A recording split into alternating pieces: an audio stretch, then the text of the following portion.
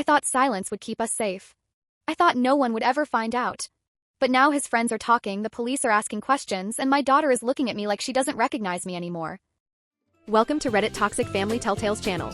New episode every day. I remember thinking the whole generation was moving at warp speed. I grew up in an era of braces, bad blue eyeshadow, and no social media. Everyone looked like a hot mess and we all survived. So when my daughter Annalise turned 15 and walked into Chili's wearing a corset top and cargo pants, perfectly done makeup, I felt something curl in my chest. It wasn't that she was scandalous. Honestly, the outfit wasn't that revealing, it was that she looked years older than she is. My baby's face had been contoured and lined like she was pushing 23. We sat down and the waiter came over. He was friendly at first, but then he started to flirt. I didn't think much of it at first. I assumed she'd bat him away or act shy, but out of the corner of my eye I saw Annalise tilting her head, playing with a strand of hair, batting her eyelashes. In that moment, a cold, hot anger washed over me. The waiter's smile got thicker, his eyes lingering where they shouldn't have been. I said, loud enough for him to hear, "Do you have a candle with the number 15? Because my daughter's birthday is today." He turned beet red and stammered, and the manager stepped in, so the rest of the dinner was fine. I didn't want to wreck her birthday, so I let the moment slide and pretended everything was fine. The next morning I opened with what any parent would. "What the hell were you doing?" She did the teenage performance, that theatrical pinch of the bridge of the nose, the eye roll like the world owed her one. I grabbed her phone, used her face to unlock it, and felt my stomach drop.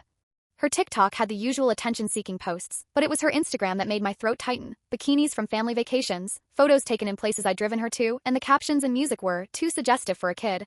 Text threads showed boys from school she'd been toying with. Among the messages, one name didn't fit, a guy with 0 mutuals and a college listed in his bio. I asked her about it and she smirked, half apologized for flirting the night before. That smirk gave me nothing. I decided to find out who this guy really was. It wasn't hard. She'd told me they'd met a few months ago in a cafe and texted for a while, then the messages stopped.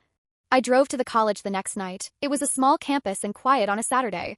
Outside one of the fraternity houses I found him, shirtless, holding a beer, laughing with a group.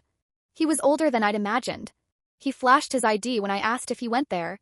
23. My stomach flipped. I walked up and I hit him, slapped him right there, and dragged him down the steps by the ear while his buddies froze, probably because they didn't expect a furious middle-aged woman to show up. He sputtered and tried to play innocent. "Annalise?" "She told me she was 20, he stammered like that made it okay. I read his messages out loud, plain as day. My daughter's words pretending to be an older woman. He blocked her the second I showed him the truth. I drove home seeing red. The idea that my 15-year-old would put herself in a position like that someone older could take advantage of her, made my blood run cold. I woke her up that night. "I just met Pedro," I said flatly. Her face went pale and then she cried, leaning into me. For the first few seconds, all my anger evaporated and I just smoothed her hair because you're still a mother first, no matter how mad you are. Then she told me she had actually gone to meet him and he hadn't shown up. She choked out that his friend, Marcus, had been there and she'd trusted him.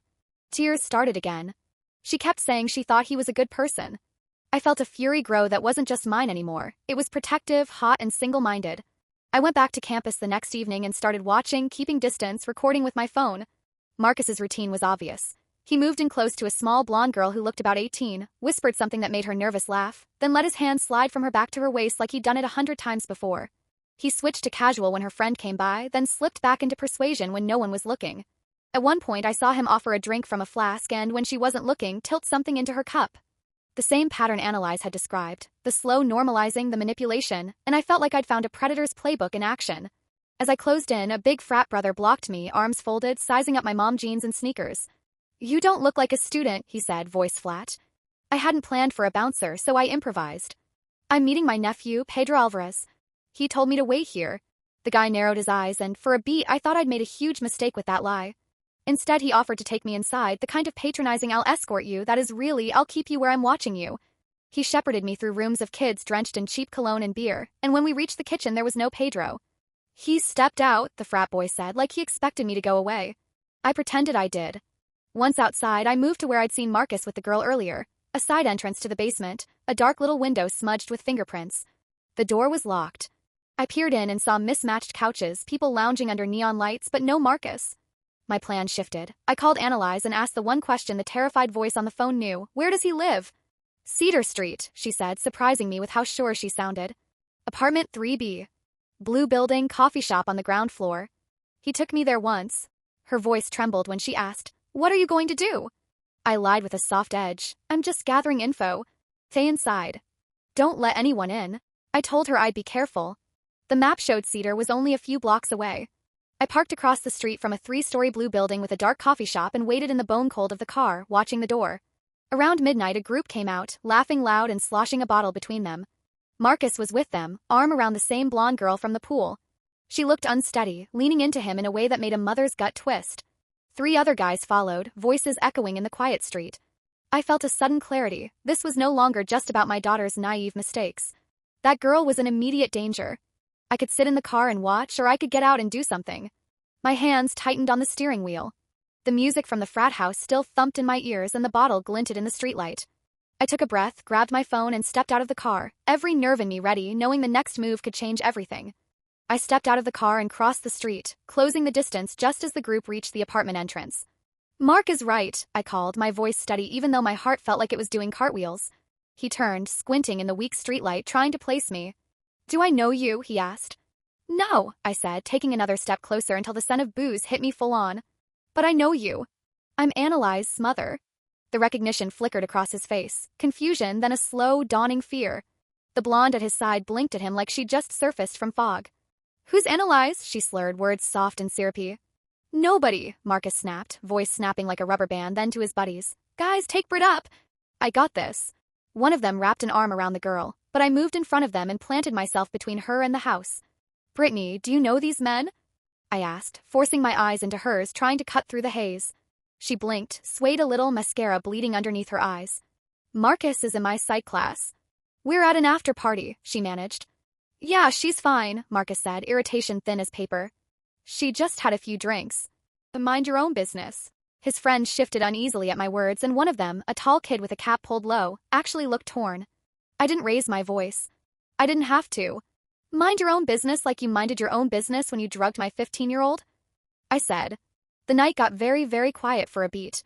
You could hear the distant bass from the frat house and nothing else. "Yo, Marcus, what's she talking about?" the cap kid asked, genuine confusion lacing his words. Marcus's bravado wobbled. "She's crazy," he said, but it had no teeth.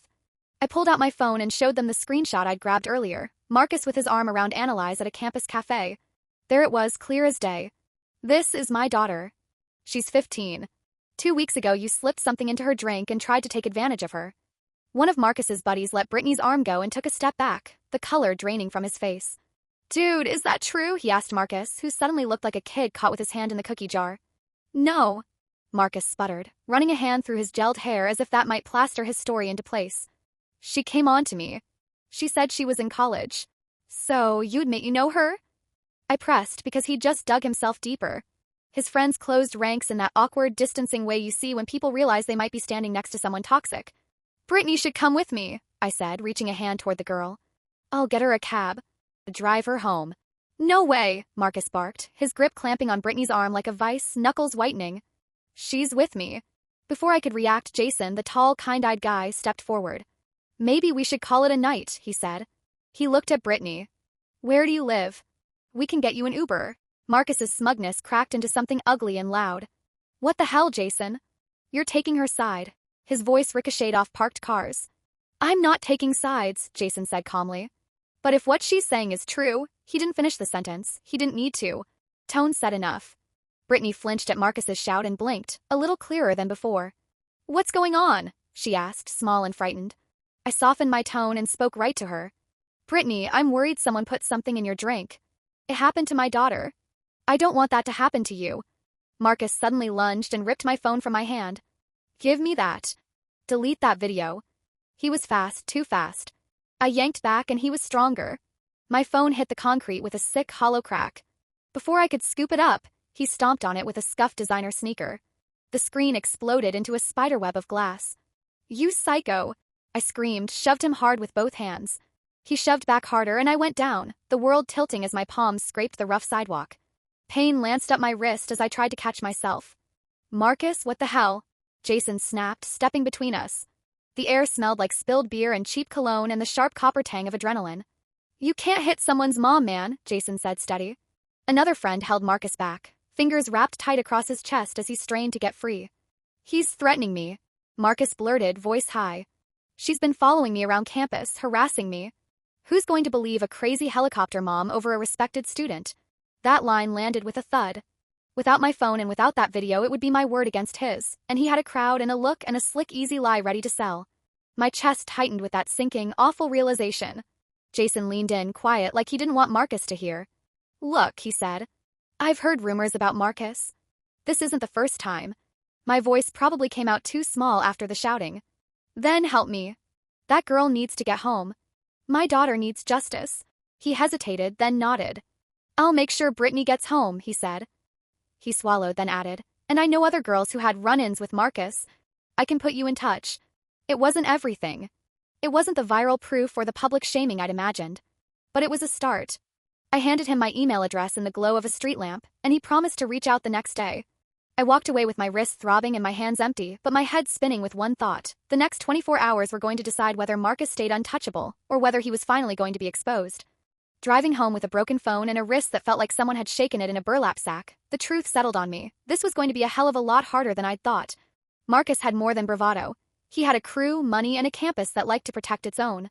The system tends to doubt young women, and for a terrifying second I imagined all of my evidence evaporating into, she said. But I wasn't walking away. When I opened the front door, Annalise was pacing the living room in fuzzy pajama pants, hair half tucked behind her ear, eyes rimmed red. The house smelled like reheated takeout and laundry detergent. Mom, she cried the moment she saw me, voice thin. I've been calling you. What happened to your wrist? I told her everything. The frat house. The pool. Marcus. Meeting him. The slap. My phone hitting concrete. Jason's quiet promise that he'd help. She folded in on herself like a piece of paper and whispered, This is my fault. No, I sat down beside her and grabbed her hands, warm, small, because being furious didn't mean I couldn't also be a mother. What Marcus did is not your fault. You made some bad choices, sure, but he's an adult who tried to take advantage of a child. That's on him, not you. She nodded and wiped her face with the sleeve of her pajama top, the fabric leaving a faint crescent of makeup on her wrist. So what now? She asked. We build a case. I said the words like a mantra because it steadied me. We find other victims, gather proof, and make sure he can't hurt anyone else. The next morning I drove her to school myself and made her promise to come straight home. The urgent care doc said my wrist wasn't broken, just badly sprained, so I wrapped it in tape and a brace, grimacing as I cinched it too tight. I stopped on the way to work and bought a cheap burner phone. Call me dramatic, but I didn't want Marcus to be able to text me back from whatever protected little kingdom he lived in. By lunchtime, an email from Jason was waiting on that burner. Contact info for 3 girls who'd had run-ins with Marcus. All freshmen. All the same pattern, drinks that tasted off, waking with gaps in memory, disoriented in his apartment. None had reported him to authorities. Vanessa said she'd tried to tell her resident advisor, but then learned Marcus's father sat on the board of trustees, so the whole thing fizzled. Talia confessed she was ashamed and blamed herself for drinking too much. Their words landed like stones in my stomach. I messaged them, explained who I was, why I was looking into Marcus. 2 replied right away and agreed to meet me that weekend at an off-campus coffee shop. Meeting survivors. Sharing stories. Gathering actual names and dates. Felt like the first real move on a chessboard. When I picked Annalise up that afternoon, she was quieter, blank, watching the world go by through the car window like it was a movie where she didn't know her lines. Everything okay? I asked, twisting the steering wheel, the autumn leaves scraping along the curb like whispers. She turned to me, eyes rimmed with fear. Everyone at school knows something happened. Not the details, but they know I'm grounded from social media and you took my phone. They're talking about me. The way she said it made my chest ache. Kids can be cruel. But it wasn't just gossip. Chloe showed me messages from some college guy she's been DMing, she said, voice dropping. Mom, I think it's Marcus. My head whipped toward the dash. How do you know? I said. He DMs random girls on Instagram. That's how he found me, she murmured. I didn't meet him at a cafe like I told you. I was too embarrassed. He messaged me after I commented on one of Pedro's photos. She looked down at her hands as if they'd betrayed her. What if he's targeting my friends to get back at me? The thought that Marcus might be circling her friendship group like a shark made bile rise in my throat. This was worse than I'd imagined. He wasn't only a predator, he was vindictive and methodical. At home, she used my laptop, apparently the girls shared passwords, another parenting conversation for another day, and logged into Chloe's Instagram. There it was, messages from a user named Marcus DJW Wright, a steady stream of compliments and probing questions. Where do you go to school? That sounded so innocuous until you saw the pattern. Call Chloe right now, I told Annalise. Tell her everything. Block him. Don't reply. As she made the call, my burner vibrated with another email from Jason. Marcus knows you're talking to people. He's freaking out, threatening anyone who speaks to you. Be careful. He has a temper. I forwarded the message to my personal account, then deleted it from the laptop because Annalai's eyes were already wide enough. This was no longer only about justice or exposure. It was about keeping my daughter and her friends safe from someone who'd figured out how to hurt with a smile. I could feel the change in the air like when a thunderstorm rolls in, quiet, heavy, and dangerous. Marcus already knew we were connecting dots. And that realization made my blood run colder than the autumn evening. The next morning I met Vanessa and Talia at a little campus coffee spot like I said I would. They looked younger than I expected, soft faces that still belonged in high school, not worn by this kind of fear. Both of them were shaking as they told me their stories like the words were hot coals. I didn't report it because I was underage and I went to his place, Vanessa said, fingers wrapped around her mug like it was a lifeline. Who would believe me? Her voice was tiny. Talia pushed a loose strand of hair behind her ear and added, He's always bragging about his dad being on the board. Everyone knows he gets special treatment. They both looked at me like they were waiting for me to tell them this was all nothing. It wasn't nothing. I leaned in. If we can show a pattern, if we can gather other girls who will share what happened, even anonymously at first, it won't be so easy for them to gaslight you. They glanced at each other, scared of being seen as troublemakers, worried about retaliation, worried their parents would ground them for life. Those fears were all the reasons predators keep operating. They agreed, hesitantly, to think about making statements and to pass along names of anyone else who might have had run-ins with Marcus. Then my phone buzzed with a text from an unknown number. Back off or your daughter's private photos go public. You have 24 hours. I could feel the blood leave my face. Those photos, some of them were intimate, taken in trust and kept hidden. Somehow he had access. Someone had dug into Annalai's old phone or Pedro had passed them on. Either way, this suddenly stepped into a whole new nightmare. I called Annalai's right away. She answered slow, like she'd just fallen asleep. Mom, she mumbled. I asked, direct and fast. Have you ever sent any photos from your hidden folder to Pedro or anyone else? She snapped awake. No, well, a couple to Pedro, but not the worst ones, she stammered. I used my old phone for most of them.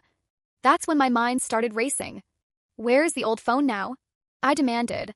I think it's in my desk. I haven't used it since I got the new one. No. Don't turn it on, I said. Don't touch it. I tore into her room the second I got home. Clothes and books were scattered. She'd already been searching. I can't find it, she cried.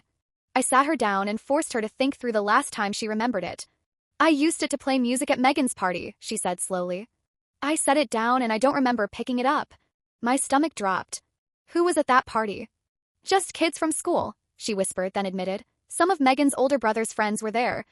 Marcus? She hadn't noticed. Of course she hadn't. These were adults to her, background characters in a kid's night out. I showed her the blackmail text and watched her face collapse. Mom, I'm so sorry, she sobbed. This is all my fault. I pulled her into a hug so fierce my ribs hurt. No. No. Don't say that. Predators exploit mistakes, that's what they do. We're not letting them win. I fired back a message to the anonymous number, legal threats, plain and blunt. Distributing explicit images of a minor is a federal crime. Do it and I'll make sure you face the consequences. It was the kind of line you hope will scare someone who already has something to hide. The reply was immediate and viscous. Try proving it was me. Final warning. Meet me tonight at 8 at the campus coffee shop. Come alone or the photos go out. There was a screenshot too, an Instagram DM with one of Annalai's private images hovering over the send button. They were playing with us. Annalise begged me not to go. It's a trap, Mom. You can't meet him alone. She was right. Traps are dangerous. But the thought of those photos scattering through her friend list, ruining reputations, twisting everything she'd ever shared in privacy, felt unbearable.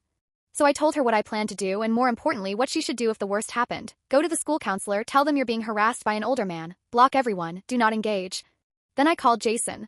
I didn't tell him about the photos at first, just that Marcus was threatening my daughter and wanted me to meet him. Don't go, he said without hesitation.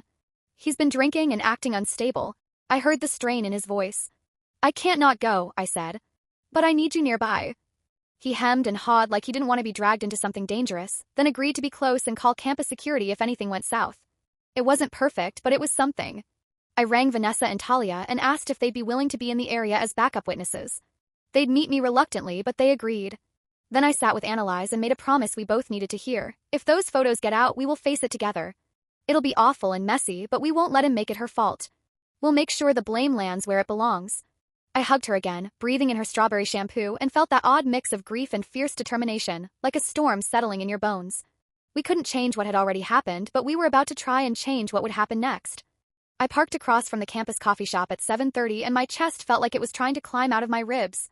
I'd prepped as best I could, a fresh burner phone with a recording app, Vanessa and Talia planted at a table a few feet away, and Jason stationed outside where he could call for backup.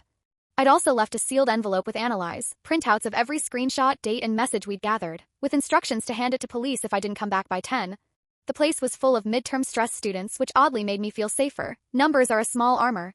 I picked a seat near the back with a clear view of the door and an easy escape route. At 8 on the dot, Marcus walked in. He looked like a wreck, unshaven, eyes glazed red, clothes rumpled like he'd been living in them for days, and when he saw me he closed the distance with a swagger that tried to pretend everything was normal. He dropped into the chair across from me like he owned the room. "You should have minded your own business," he said, low and dangerous. "My daughter is my business," I answered, meeting him eye to eye. "So are the other girls you preyed on." His breath reeked of whiskey as he leaned in. "You've got nothing. It's your word against mine. At this school, mine carries more weight. Is that why you're extorting us, threatening to spread pictures of a minor because you think you're untouchable?" I don't remember saying that out loud, it just came. He blinked, face tightening. "I never mentioned pornography. You can't prove I sent anything." I kept my voice steady even though my heart had gone into a sprint. "Proof isn't everything. Questions are. People are already asking. Vanessa, Talia, Brittany, they're talking. How many more will come forward? How many will it take before someone goes to the police?" I watched a wheel of realization turn behind his eyes. The plan he'd built on silence was creaking. "What do you want?" he muttered, almost inaudible over the hum of students and clinking mugs. "For starters," I said, "you stay away from my daughter and her friends. You delete any photos of her. You get help before you hurt someone else." He laughed, a brittle sound. "That's it?" A slap on the wrist. "No," I leaned forward. "You explain what happened the day she came over.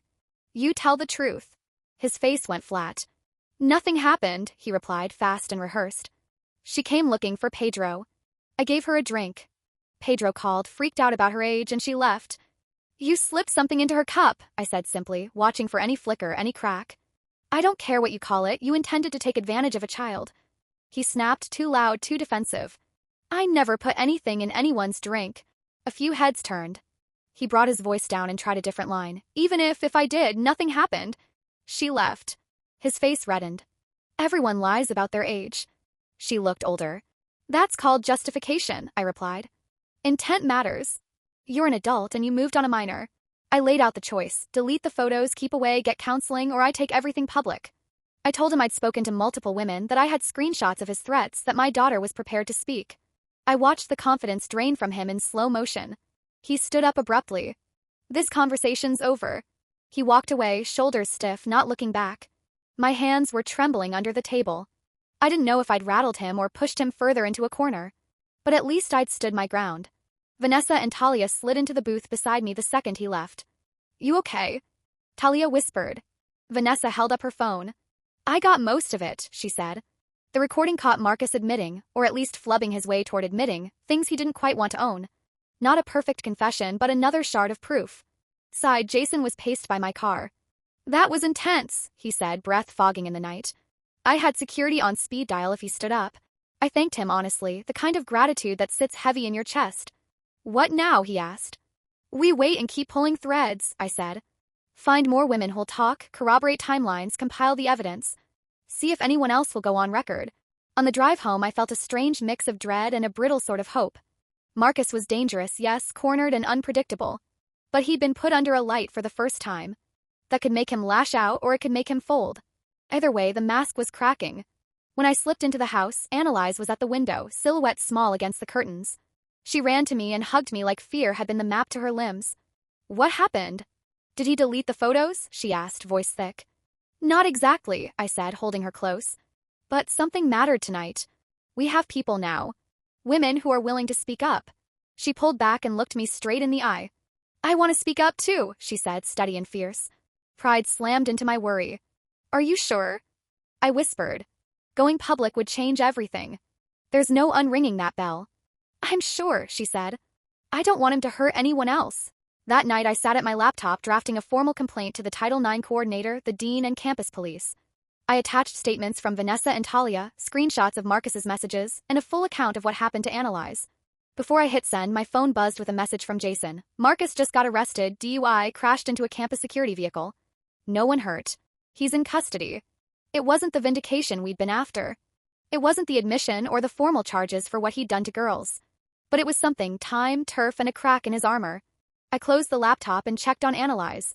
For the first night in days, she slept like a child again, peaceful, unlined by anxiety, makeup-free, and for the first time in a long stretch, I let myself believe maybe, just maybe, we were one step closer to making sure Marcus Wright couldn't hurt anyone else. Thanks for watching. Today's train wreck is over, but tomorrow's ride is already on track.